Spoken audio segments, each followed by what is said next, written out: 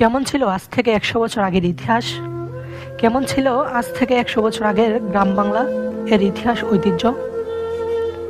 বন্ধুরা, আমরা যতই আধুনিক হই না কেন, আমাদের জানতে ইচ্ছে করে আমাদের পূর্বপুরুষের ইতিহাস ঐতিহ্য সম্পর্কে।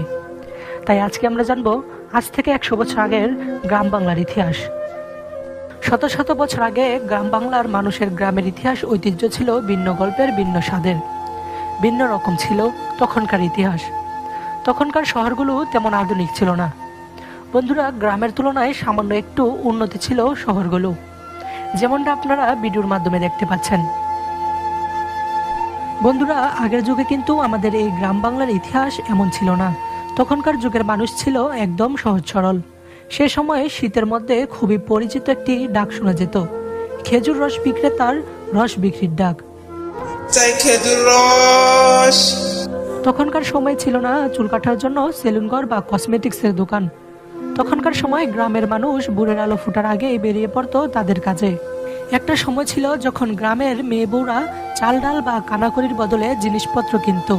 নাপিত বাড়ি বাড়ি গিয়ে চুল কাটার জন্য ডেকে বাড়ির উঠোনে বসে চুল কাটাতো। আগের যুগে বিনোদনের একমাত্র প্রধান মাধ্যম ছিল যাত্রাপালা, লোকগীতি, সঙ্গীত বা শীতের রাতে চাঁদের আলোর নিচে হাডুডু খেলা। তখন সন্ধ্যা হলেই গ্রামের বাড়ির উঠোনে যাত্রাপালা, লোকগীতি, সঙ্গীত, মঞ্চনাট্যের আয়োজন হতো এবং গ্রামের সবাই মিলেই একসাথে উপভোগ করত। তখনকার সহজ সরল মানুষের মনে ছিল না হিংসা বিদ্বেষ। তারা তখন সবাই মিলেমিশে একসাথে বসবাস করত। শত শত বছর আগে গ্রামগুলো ছিল বাঘ সহ হিংস্র বন্যপ্রাণীর ভয়। তখন সবাই সন্ধ্যা হওয়ার আগেই নিজ নিজ বাড়িতে চলে যেত। গ্রামে বিকেল হলেই দেখা মিলত বাঘ, সিংহ, জঙ্গলি হাতি সহ নানান রকম হিংস্র প্রাণী। এখনকার মতো গ্রামগুলো এত ঘনবসতি ছিল না। বাচ্চারা সারাদিন খেলাধুলা করত, মাঠে ঘাটে গরু চড়াতো সারাদিন। কৃষক কিশোরীরা চলে যেত মাঠে কাজ করার জন্য। আগে চাল গুঁড়া করার জন্য ব্যবহার হতো ডেকি, আর ডেকিতে চাল গুঁড়ো করেই তৈরি হতো শীতের পিঠাপুলি। গ্রামের বাড়িগুলোতে তখনকার সময়ে মেহমান বেড়াতে আসলে রাতভর নানা রকম পিঠাপুলির আয়োজন হতো। গ্রামের মধ্যে তখন অজস্র আঁকাবাঁকা নদ নদী ছিল।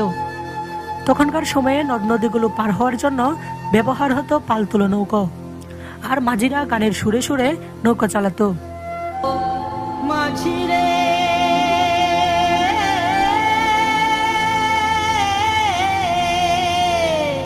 বর্তমানে যেমন আমরা 1 টাকা, 5 টাকা, 10 টাকার নোট চিনে থাকি, তখনকার সময় ছিল মুদ্রা। তবে মুদ্রার প্রচলন থাকলেও বাজার হাটগুলোতে 1 পয়সা 2 পয়সা দিয়ে কড়ি নেওয়া হতো। কড়ি ভাঙিয়ে বাজার